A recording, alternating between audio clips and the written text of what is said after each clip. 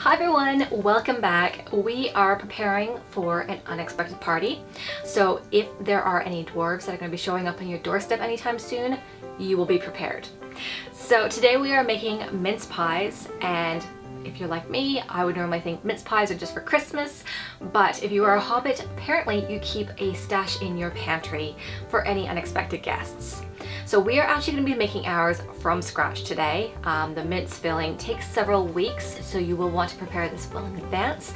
However, if this is like a last minute idea for you to throw a hobbit party, usually you can go to your baking section in the grocery store and they have the mince filling in the aisle there.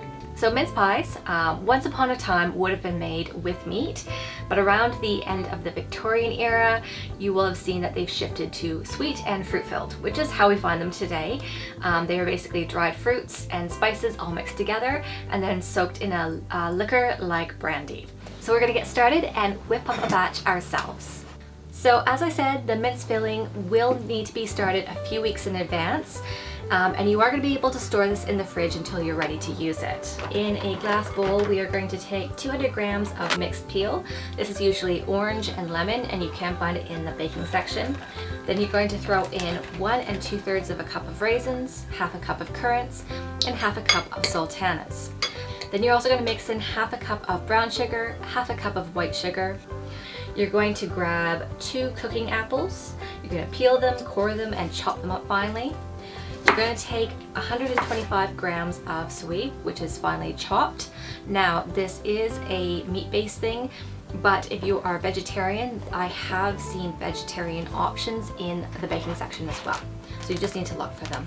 You're also going to stir in 1 tablespoon of almond flavoring, half a cup of slivered almonds, and if you don't have that, you can just take whole almonds and give them a really good chop up together. You're also going to mix in 1 tablespoon of cinnamon and 1 teaspoon of mixed spice. If you don't have that, you can use a mixture of allspice, ginger, and nutmeg. You're going to give that all a mix together, and then you're going to pour in half a cup of brandy, half a cup of rum, and then probably a little bit more. So you're going to give that all a really good stir.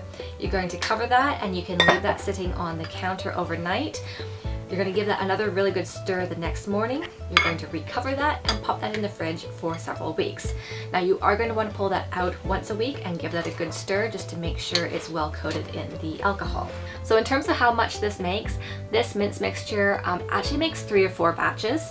I like to make a big amount and I keep it in the fridge, especially around Christmas time, because then you can just make fresh mince pies basically each week.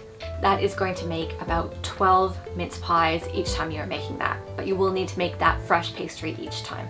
Okay, so when you are ready to make your mince pies for your unexpected party, so they do store for about a week, which means I like to make them just 1 to 2 days in advance of your party. That way they aren't stale, they're nice and fresh to serve up, but it also means that you can store them in an airtight container, and if you happen to have leftovers after your party, then you can store those and you still have a few more days to nibble on them so they don't go to waste.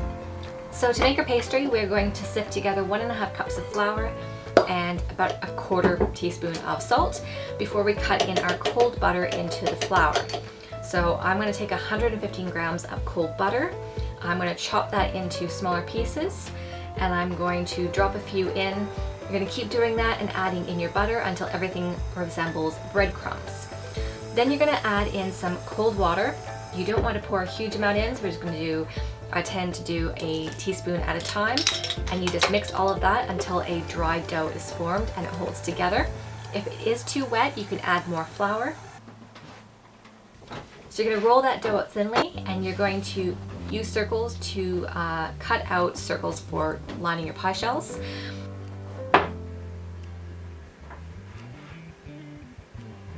Now I do like to leave 1/4 of the dough because you're going to need this as your pie covers. So because these are mini mince pies, I like to pop all those pie shells in. I take a very heaped teaspoon of the mince mixture and I scoop that in, and I might add a little bit more. But the main thing is to make sure that it is heaped like a little mountaintop instead of it being flat. Once you've got that, you're going to cut out the circles for the pie covers. You're going to lay that on top of your mince mixture, and you're going to pinch the edges just with your fingers. Then you're going to take a skewer or a fork and punch 3 or 4 holes into the top, and that's just to let the steam escape. Now if you want, you can whisk an egg white and some water together and brush it on top of the pastry, and then sprinkle some white sugar. Then we're going to pop that in the oven, bake that at 150 degrees Celsius or 300 degrees Fahrenheit for about half an hour. And you're going to know it's ready because the pastry is going to be nice and golden. And there we go. There are our mince pies ready for any unexpected guests that might come knocking.